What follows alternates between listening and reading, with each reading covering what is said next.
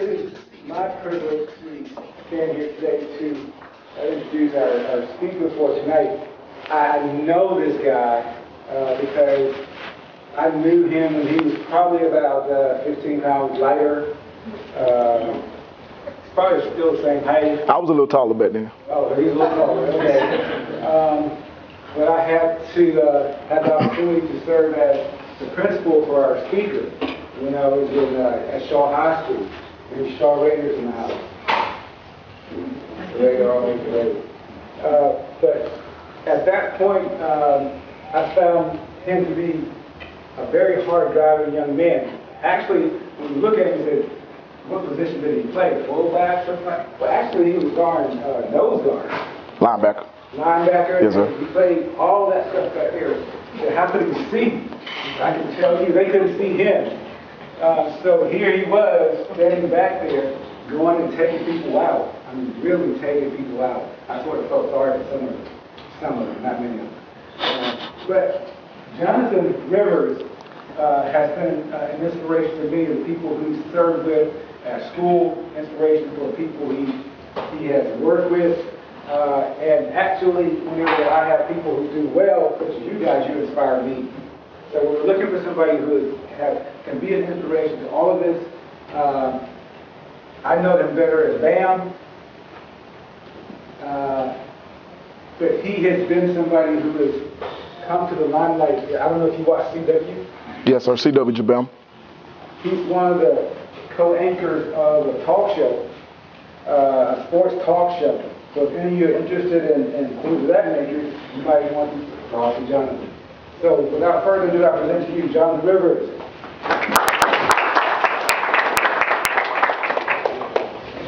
Appreciate that, sir. Yes, sir, Jonathan. Good business. I'm just glad to be around Mr. Overton and not having hear him tell me tuck my shirt in all the time, because that's all we got back in high school. Tuck your shirt in, didn't give us any special treatment. But the first thing I want to do is, this is greatness right here. Like, I'm in the midst of greatness. I feel it in the air. So the first thing I want to do is I want everybody to give yourselves a hand for being here tonight. Give yourselves a big hand. Give yourselves a big hand. All right? Now, you have to understand the accomplishments that you have in life shouldn't go unnoticed.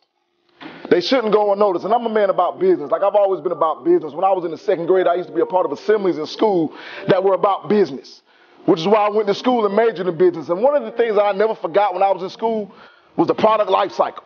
Like, it was one of my favorite parts of business. And the product life cycle is broken out into 4 stages. First, you got the intro stage. This is when you introduce your brand or your product or your service to the world. Like, I'm here. This is my time now. Then the next is the growth stage. This is the cultivation stage. This is the grind stage. This is when you got to make stuff happen. This is when you got to keep progressing. This is when you got to get better. This is when you got to bring your A game. This is when you have to make your ordinary extraordinary in everything that you do. But then you got the third stage, and the third stage is the most important stage, but it's also the most dangerous stage, because some people have a certain mindset that makes it dangerous. It's the maturity stage. See, the maturity stage is when you made it. Like, there's no more ceiling, bro. You here.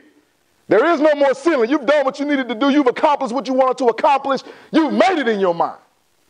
But see, the people who think they've made it lose their hunger now. They lose their fire. They lose that desire. They lose that yearn to want to be better. And if you have an attitude like that, you know what you're headed for? You're headed for that 4th stage, which is the decline, straight to the bottom. That's where you're headed if you lose that fire. So what you got to understand is you got to cultivate, you got to work, you got to progress, you got to get better in everything that you do in life. So now that you're graduating high school, now that some of you are graduating college, Columbus State has been your stage. Your high school has been your stage. The Collegiate 100 Black Men of CSU has been your stage. Now you got an opportunity to make the world your stage, and I just have a question for you. What's next? Like, what's next? Like, what do you really want to do? Like, do you know what's next in your life? Because there are more goals that you have to accomplish. There are more aspirations that you have. There are more barriers that you can break down. So I want to ask you, what's next? What's next on the list? If you don't know what's next on the list, you better get it straight, because it's coming. Like, the world is coming and it's not waiting on anybody. Nobody's going to give you your greatness. You got to go get it. But in order to go get it, you got to know what's next. Let me tell you a quick story.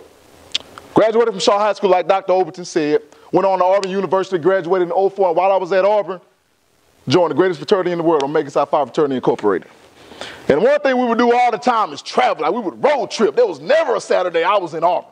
Gone everywhere. Alabama, Florida, St. Louis, Arkansas, North Carolina. Let's go. Yeah, there are times I drove with him, know I ain't want to drive, but I'll get over there right now. I ain't harboring any type of feelings about that. But I'm on my way to Tuscaloosa one night because the University of Alabama bros had a party. And if you don't know something about Tuscaloosa and Birmingham, they know how to party. Like, they get down. Some of the biggest pool parties in the world. I know. Go take a trip. You smiling, you must have been there before. I understand. You understand what I'm saying? Some of the biggest parties. So I'm going to tell you what, I'm an individual that parties hard. Like, I party hard, especially when I was 19, 20. You kidding me? I was gone. So we in Tuscaloosa, we partying hard. Next thing you know, 2 o'clock in the morning rolls around. I tell the brothers, I got to hit the road, man. I got to go back to work in the morning. I'm working at Walmart. See, you think working at Walmart, why you didn't want to take off? You working at Walmart? No, it wasn't just Walmart. It was my job at the time. It was my career at the time. It was my opportunity at the time. I didn't care if it was at Walmart. I don't care if it was at Hewlett-Packard. And I don't care if I was shoveling snow. I was going to give 100%. So I was like, as hard as I play, I'm going to work harder. So I got to go. I can't stay here tonight. I got to go. They said, dog, it's 2:30 in the morning. I said, that's what's up. I'll call you when I get to the house. So I got one of my neophytes. You know, that's an individual who I helped make, who came into the fraternity after me. He said, bam, dog, I'm with you. Dog, I'm good. We got it. Soon as we got in the driveway, he sleep. Knocked out. Talking about you got it. You got to sleep nothing. Like, at least give me something. Soon as we hit the driveway, so we on our way home. 2.5 hours, 3 hours to to Auburn, Alabama from Tuscaloosa. 2:30 in the morning. You understand, I'm not drunk. I'm not high. I'm not inebriated. I'm tired. Because I've been partying all night. But in my mind, I work harder than I party, so I got to get back to work. So I'm on that road. Next thing you know, I find out I'm asleep. You know how I know? Because I wake up and I'm in the middle of the road swerving. I'm like, oh, you got to wake up, bro. Like, you got to wake up, man. Shot, still over there, not like sleep. Shot! That's all I get from him. Knocked out. Party harder than I did. I made him. I'm supposed to be partying harder than you. So let me tell you what happened next. So let me tell you what seriously happened next. Like, I fell asleep in the middle of the road. But the next thing I knew, I was asleep. And you know how I knew I woke up? Because no lie, from me to this trash can right here was an 18-wheeler staring me head on. You think I'm playing an 18-wheeler staring me head on from here to the trash can? Because I'm on the wrong side of the road again. And by the grace of God, I wake up a second later, I'm gone. I'm gone. But why? Because I work harder than I party. I got to get home. Like, I want to go put partying off. I don't care if it's 5 o'clock, I'm still getting back to Harbor. So I said, I'm good. Slapped myself about 4 more times. Shot! Still knocked out. So now I get to the exit. I get to the end. You know how you can see the light at the end of the tunnel and you think everything is good? So I get to exit 51. I never forget, I get to the exit. It starts raining. And it's raining hard enough to where the road is slick. And there's a forerunner in front of me. And I'm 20 yards back. I'm doing what I'm supposed to do. I'm not speeding. I'm finally awake driving 3.5 hours from Auburn. And I put the brakes and I start the hydroplane. And I hit a lady and her 3 children dead in the back. Bam! So you mean to tell me I almost died twice? And now I get back home, I'm awake at 6 o'clock in the morning, I crash? I'm in a Saturn back then. I don't know if y'all know how big Saturns are, but they're not big at all. Like, I kept mine clean, but they weren't that safe. You understand what I'm saying? So when I tell you that my hood and my trunk were right there together, when I tell you my hood was bent up like this, when I tell you my car caught on fire, when I tell you that my door couldn't open more than 25% and I had to get out of that car, my phone was broken. Couldn't do anything but receive calls. I remember getting to the house. Had damage, had pelvic bone damage, bleeding everywhere, but I was good. I couldn't go to work. I'm like, I grind all that time, I can't even make money today. Like, I'm hurt. So I get back to the couch. I get back to the fry house because I stayed at the fry house with one of my LBs and one of my profiles. And I'm laying on the couch. And I got no lie, 30 messages on my phone. And you know what all the messages said? Bam, we just saw your car, dog. Call me back. You can't be alive. That's what they said. They're like, you can't be alive when we saw your car. My point to you is I'm alive because I got a purpose. Like, God has gifted me with a purpose and I'm about to let loose on it. I'm about to unleash my purpose. You got to unleash yours too. You got to unleash your greatness. You got to understand that if you really want to find your purpose in life, you got to live your life on purpose. Like, you can't walk around sleepwalking. This ain't time to sleepwalk. Do you know what we got going on in Columbus, Georgia right now? We got people murdering people in the mall. Like, I got 4 kids right now. Like, I got people murdered. Like, that can be one of my children. In the mall, running around getting murdered.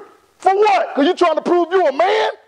First thing, let me tell you something. To prove you're a man, you don't have to prove that to anybody. That's the first step of being a man. You don't have to prove that to anybody. You walk a daily walk.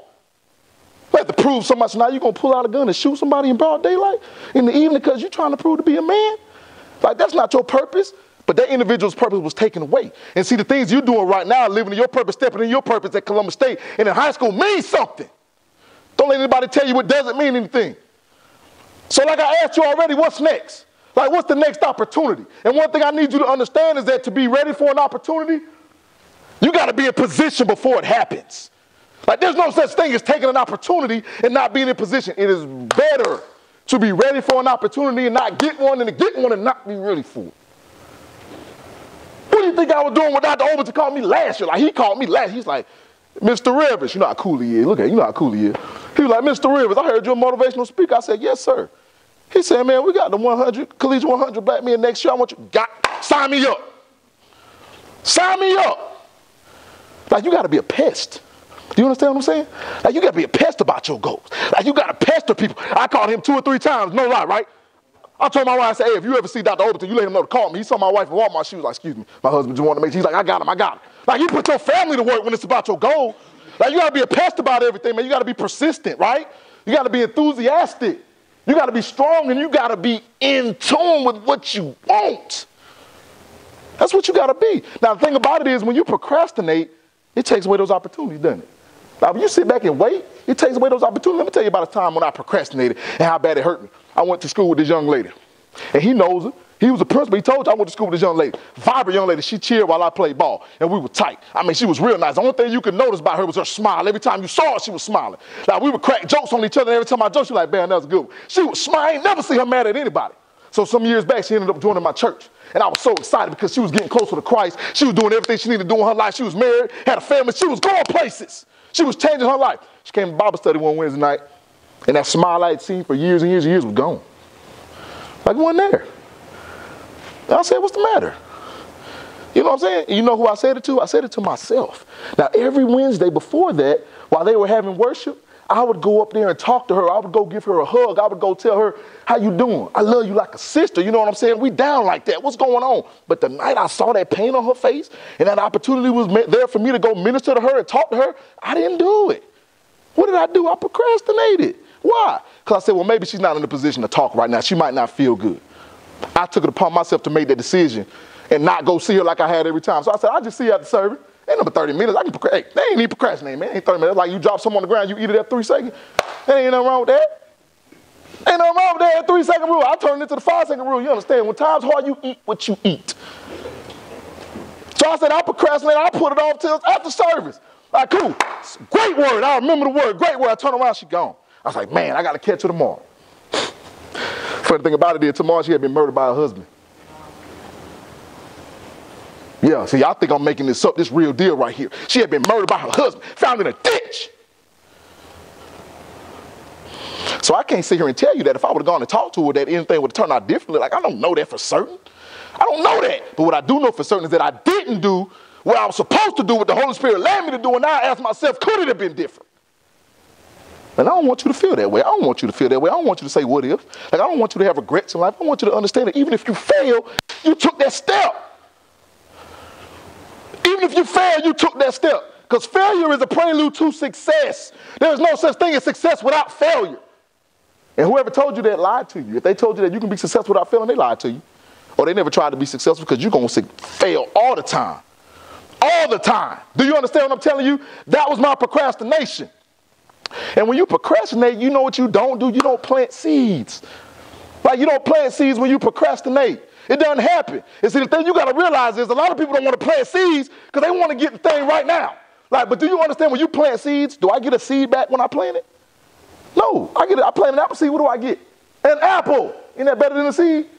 When I plant an apple tree seed, what do I get? An apple tree.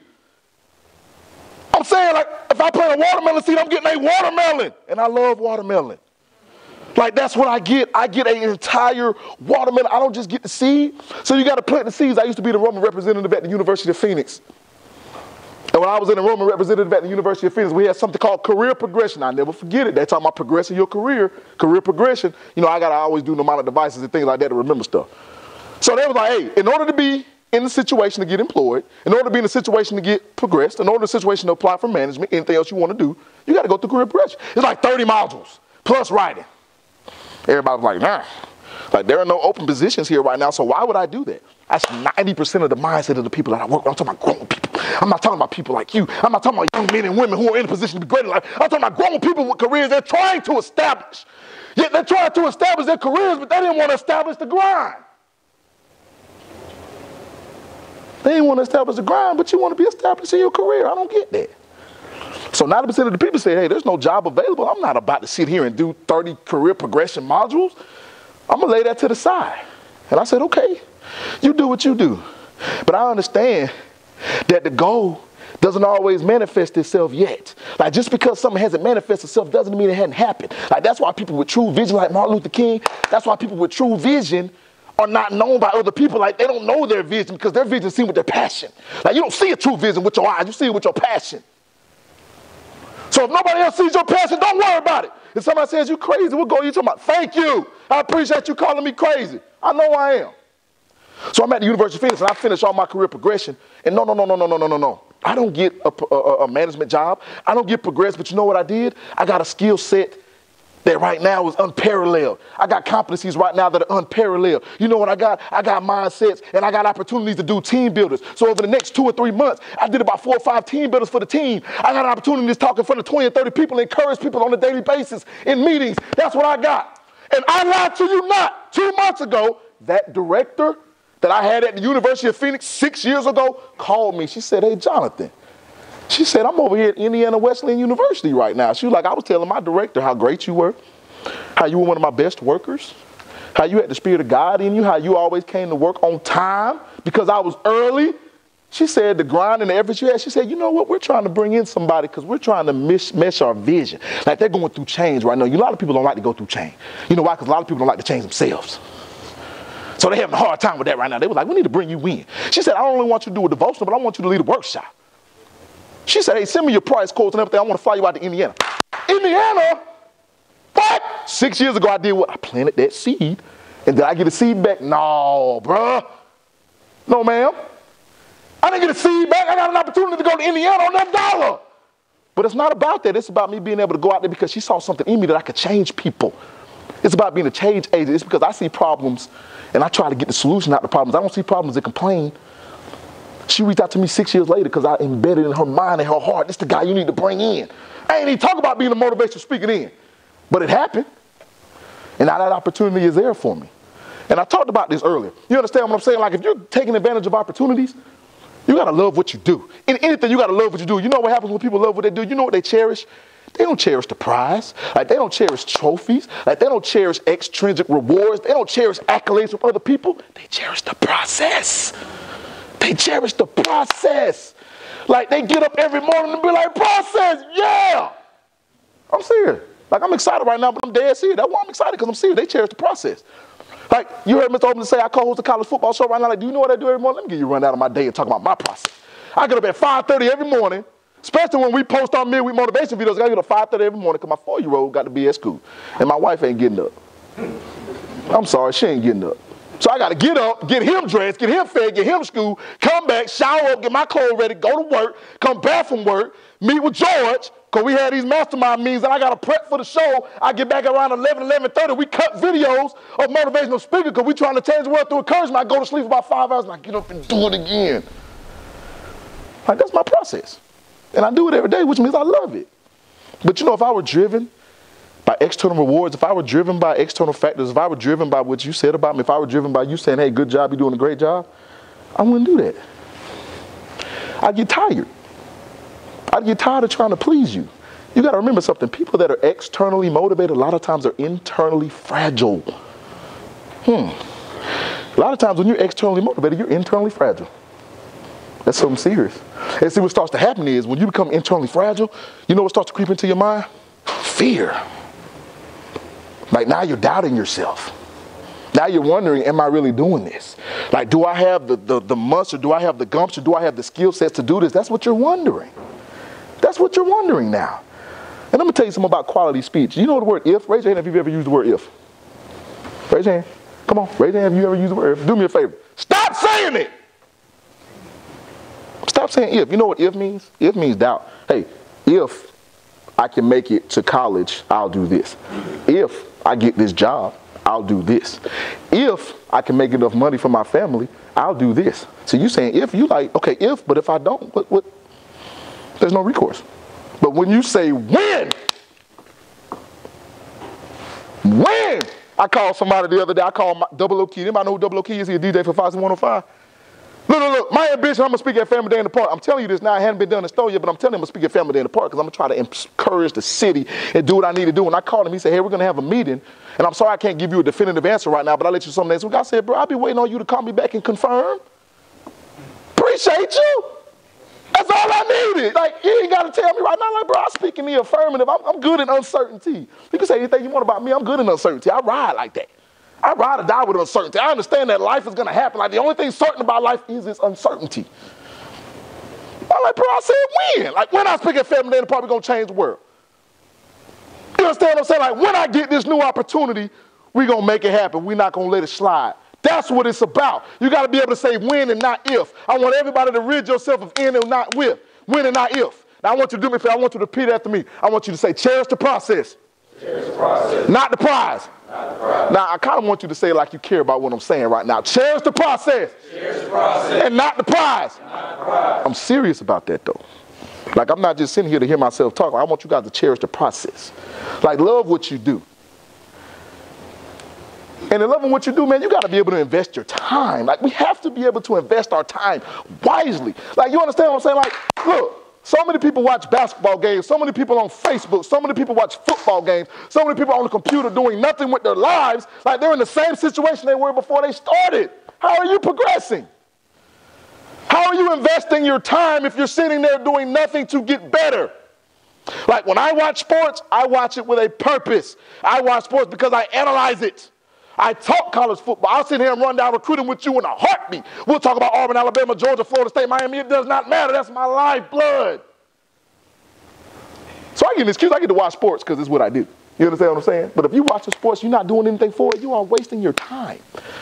You are not investing your time wisely. You know the true way to understand that you're investing your time? You don't have to ask, am I investing my time wisely? You're just doing it. Man. That's pretty deep right there, isn't it? It's not really. It's simple.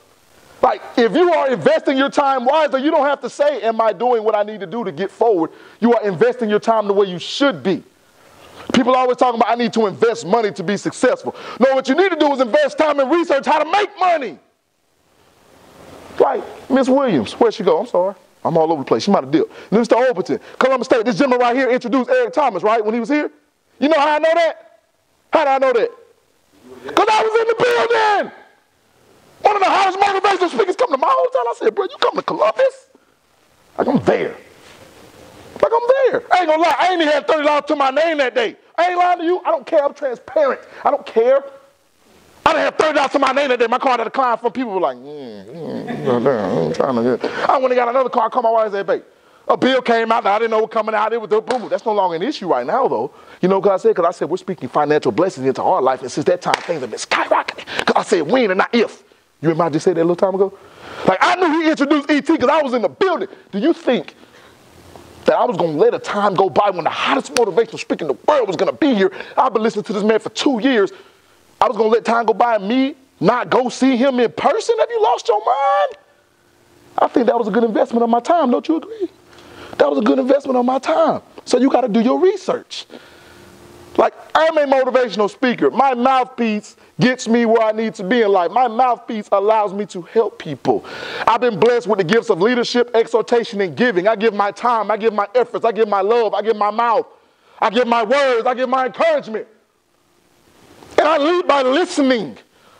Like, you think because I'm a motivational speaker, I talk all the time. I need to listen to learn, right? How do I do my research? I got to listen. I got to take classes by Grant Baldwin. I got to listen to Eric Thomas all day. I got to listen to Les Brown. I got to listen to Napoleon Hill. Raise your hand if you know who Napoleon Hill is. By the time you leave today, you need to go Google him. Because I guarantee you that will not be a bad waste of your time. That man is a genius. He's a guru. He sits down and breaks down step by step how to be successful. Man, I feed that stuff to me every day. I feed myself Napoleon Hill like I feed my boy and girl ravioli. I mean, they eat it up. I eat up Napoleon Hill because he's talking about success. I'm investing my time wisely. You can't walk around in a daze.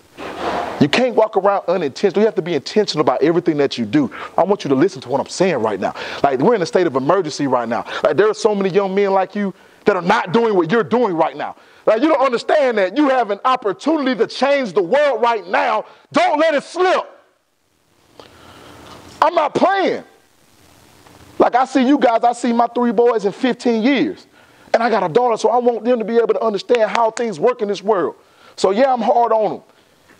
Yes, I'm hard on them because I want them to be great. You ask any of my children right now, from my 8-year-old to my 5-month-old, I say, what are you destined for? They'll say greatness. My 5-month-old will just smile because he can't talk yet, but he's still extraordinary. You understand what I'm saying? He's still extraordinary. He just can't talk yet. He'll spit on me. I'm good, though. I'll take that. I'm like, Titus, what are you destined for? Yeah. Give me that, baby boy. I love it. So you got to invest your time wisely because your greatness depends on it. Now I want you to listen to me. The way you invest your time permeates into your actions, right? Right? And your actions permeate into your decisions. Man, and your decisions ultimately determine your outcome. Oh, man. Whew. Your decisions determine your determination and your destination, bro. I'm not lying. Like, the decisions you make determine your destination. And see, you know what you might be saying right now? You might be saying, well, look, I had a lot of hardships growing up. Like, my situation, you don't know my situation. You don't know my story. You know what? I don't know your story, but I'm going to tell you mine. Raised by a single mother who was in the military. My father had 5 children by 5 different women. And some of y'all think that's cool, right? Like, when I was in college, I was like, man, I can lay up with another girl every day. That's cool. That's not cool, man. That's a generational curse placed in my mind, placed in my heart by what was done before me. Like, 5 children by 5 different women. My mother raised me on her own. Like, I dealt with abuse as a child. Sexual abuse as a child. Ain't nothing to play with, man. Like, ain't nothing to play with. Like, you deal with things like that. Like, you deal with things internally. Like, your mind plays tricks on you. Like, you like, God, why me? Like, why did this have to happen to me? You know what I was doing? I was playing a victim. Like, when I said, why me? I was playing a victim. But you know what I started saying when I got older? I started saying, why not me? Like, why not put me through the fire? I'm strong enough. Because your grace is sufficient for what I am right now. And when I'm weak, when you're weak, I'm made strong. That's what God told me. He was like, be weak and depend on me. So instead of saying why me and being a victim, I started saying why not me and became a victor. I became a victor. And right now, I welcome adversity right now. If you've never read a book called The Upside of Adversity by O.S. Hillman, you need to read it. Again, that's another way to use your time wisely. I've given you Napoleon Hill and O.S. Hillman. You need to look it up, and I know you guys and you girls will because y'all are destined for greatness. That's why we're here right now. I said it earlier. So I dealt with all that stuff as a child, but I decided not to make that something that was going to stop me. Did it hurt? Yes. Did I have issues growing up? Yes. I'm a 33-year-old man. I'm still dealing with stuff? Yes. But by the grace of God, I'm here moving, baby. I'm going to tell you what. Fear is just a barrier that you need to break down and keep moving. Like, without adversity, how you going to get stronger? How you going to get stronger? Y'all remember in high school when y'all played ball and you saw those guys who couldn't lift at 120 pounds? You was looking at them like, man, what you doing? Like, you know, I'm apologizing. Some of that might be you. I'm sorry. I ain't mean to say no. You know what I'm saying? I'm just saying, like, without adversity, you're not going to get stronger. If you're not going to get stronger, how you going to help somebody else? Woo, Joy, listen, bro. Do you know what I realized about problems? What's your name, sir? Oh, Denzel. Denzel. You know what I'm going to tell Denzel right now? I'm going to tell Denzel something. I'm going to tell the whole world something. Hey, Denzel, sometimes your problems can be somebody else's solutions. Hey, sometimes your problem can be somebody else's solution. That's real talk right there. Like, that's real talk. Like, the problems you go through can be somebody else's solutions. Like, the way you deal with adversity and the way you handle yourself in the midst of adversity, people see you struggling, but yet they see you still moving forward, that is encouraging to them.